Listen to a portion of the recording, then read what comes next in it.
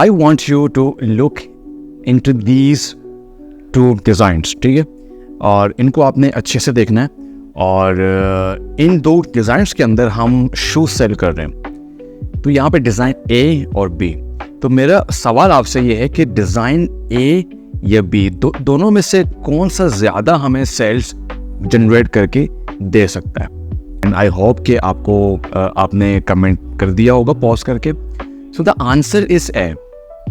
कैसे, हाउ, यही चीज़ आज की इस वीडियो में हम पढ़ने वाले हैं। सो आइए शुरू करते हैं वीडियो को।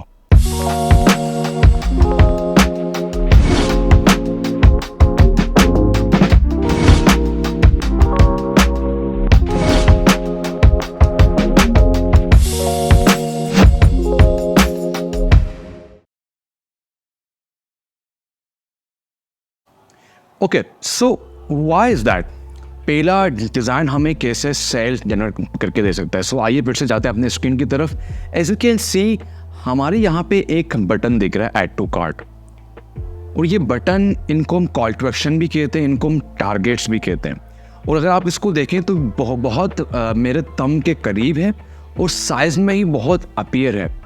मीन यूज़र को अच्छे से दिख रहा है और मेरे थंब के भी करीब है और मेरे थंब के रूल के मुताबिक है। मीन थंब रोल के मीन थंब का जो विड्थ होता है उसके मुताबिक कंप्लीटली बटन वहाँ पे प्लेस किया गया। और इसके बरस अगर हम डिज़ाइन बी को देखें तो पहली बात तो है कि वो बिल्कुल मिसप्लेस है। मीन जहाँ उसको होना चाहिए वो वहाँ पे है नहीं। एंड सेकंड थिंग, बहुत छोटा सा है। तो अगर आपका टारगेट ही इतना छोटा है, सो एक यूज़र उसको कैसे देख पाएगा, एक यूज़र उसको कैसे वॉच कर पाएगा। दैट्स वाई हमारा जो डिज़ाइन ए है वो ज़्यादा सेल्स जनरेट करके देगा। नाउ ये चीज़ हमें कैसे पता चली? So we should be thankful to Fitts law. आज की वीडियो में हम यहाँ पढ़ने वाले हैं फिट्स लॉ के बारे में।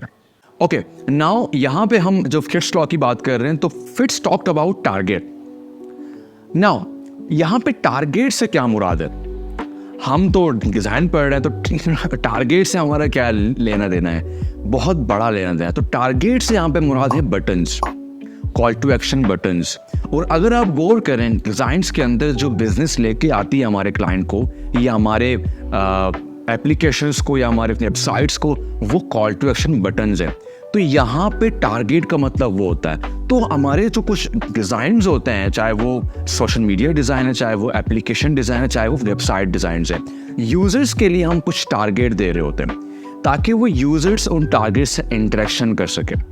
और ये टारगेट्स बहुत ज़्यादा इंपॉर्टेंट होते हैं। इनको देखना, इनको परखना, ये हमारे लिए बहुत इंपॉर्टेंट होता है। तो यहाँ पे फिट्स ने टारगेट के हवाले से दो चीज़ों के बारे में बातचीत की है। एक तो उनके साइज़ के बारे में और दूसरा उनके प्लेसमेंट के बारे में। नाउ इनको अच्छे से अंडरस्टैंड करने के लिए मैंने एक डिज़ाइन क्रिएट किया है सोशल मीडिया फूड के हवाले से। तो आइए स्क्रीन में देखते हैं। अभी आपकी स्क्रीन में एक डिज़ाइन आ रहा है। नाउ इसमें एक प्रॉब्लम है। अब आप कहेंगे यार प्रॉब्लम तो हमें तो नहीं दिख रहा, बट यहाँ पे टारगेट का प्रॉब्लम है। हमारा जो टारगेट है वो बिल्कुल मिसप्लेस है। आप देखें तो हमारे जो फूड के हवाले से जो टॉप फ्लेवर्स हैं या टॉप प्रोडक्ट्स हैं उनके ऊपर बटन आ रहा है। तो इसकी प्लेसमेंट यहाँ पे नहीं है। तो यहाँ पे बेसिकली स्टोरी वाइज प्लेसमेंट में बात कर रहा हूँ कि हमारा जो टारगेट होता है वो स्टोरी बेस्ड उसको हम प्लेस कर रहे होते हैं। इसकी एक और मिसाल आप ले लें। आप एक शॉप पे चले गए और वहाँ आप शूज़ खरीद रहे हैं और जैसे सेल्स पर्सन ने शूज़ की तारीफ करना शुरू की, बट आपने इसको रोक दिया। आपने कहा नहीं, बस मुझे ले दो।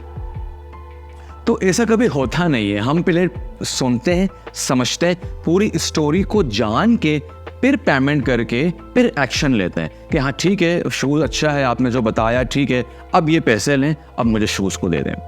तो ऐसा कभी नहीं होता कि आपका जो आप एक्शन बाद मतलब पहले ले रहे हैं। तो इट्स मीन आप पूरी स्टोरी को जानते हैं। तो यहाँ पे प्लेसमेंट बिल्कुल गलत है। अब देखते हैं कि प्लेसमेंट कहाँ होनी चाहिए। तो ये डिज़ाइन आपके सामने आ रहा है। तो अब क्या हो रहा है? अब प्रोडक्ट के बाद, हेडलाइन के बाद, प्रोडक्ट के बाद हमारे पास अब नीचे कॉल टू एक्शन बटन आ रहा है, टारगेट आ रहा है। बट अब मेरा सवाल है कि क्या प्लेसमेंट को ठीक करने के बाद अभी भी ये डिज़ाइन प्रॉपर है या नहीं? तो ये डिज़ाइन प्रॉपर नहीं है। How? Because of size of the target. अभी भी जो प्लेसमेंट तो हमने ठीक कर दिया है, बट अभी भी ये टारगेट, ये बटन इग्नोरेबल है। Why is that? क्योंकि उसका साइज़ बहुत छोटा सा है। तो इंसानी मतलब अल्लाह पाक ने इंसान को ऐसे ही बनाया है, हम बड़ी चीज़ों को पहले देख रहे होते हैं। तो हमेशा हम ये कोशिश करें कि हमारा जो टारगेट है, मीन वो कॉल टू एक्शन बटन है। अब आप बार बार एक वर्ड सुन रहे हैं, call to action button, call to action button. Don't worry about that, इसको हम आगे और अच्छे से पढ़ेंगे। बट फिलहाल सिर्फ ये अंडरस्टैंड करें, call to action buttons are most powerful button, जहाँ से हमें बिजनेस मिल रही होती है। तो हम टारगेट को उसकी प्लेसमेंट और उसके साइज़ के मुताबिक उसको ट्रेन करें ताकि हमारे पास बेहतर रहे। तो अब ये एग्जांपल अभी जो आप स्क्रीन में देख रहे हैं, इसके अंदर हमारी प्लेसमेंट भी ठीक है और हमारा साइज़ भी ठीक है। And you can see button का जो साइज़ है वो प्रॉपर एक तरीके से अट्रैक्ट कर रहा है हमारे यूज़र को और आपको अपनी तरफ राग़िब कर रहा है कि बाय नाउ, कि आप अपने फूड को ऑर्डर कर सकते हैं या बाय कर सकते हैं।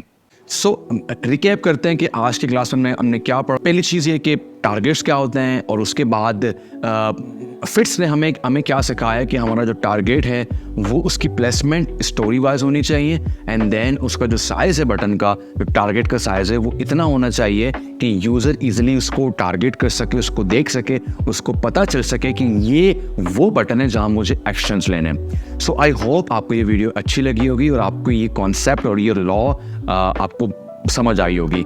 डोंट वरी अबाउट दैट, हम इसको कम्प्लीटली प्रैक्टिकल करेंगे इन फ्यूचर वीडियोस, तो डोंट वरी अबाउट दैट। शायद आप लोग परेशान हो रहे होंगे कि अभी हम सिर्फ थ्योरी पढ़ रहे हैं, प्रैक्टिकल कब पढ़ेंगे। So don't worry about that, इन सारे लॉस को हम प्रॉपर तरीके से अप्लाई करेंगे अपने प्रैक्टिकल अप्रोच के अंदर। तो again we are giving you free certification, तो उसके लिए जो आप नोट टेकिंग कर रहे हैं, whether on paper whether on Notion, please follow us and also take us on Instagram, on LinkedIn, ताकि हम आपको प्रॉपर तरीके से वहाँ से देखें और हमें पता चले कि these students are serious with us. So follow us and subscribe us and share this video as much as you can.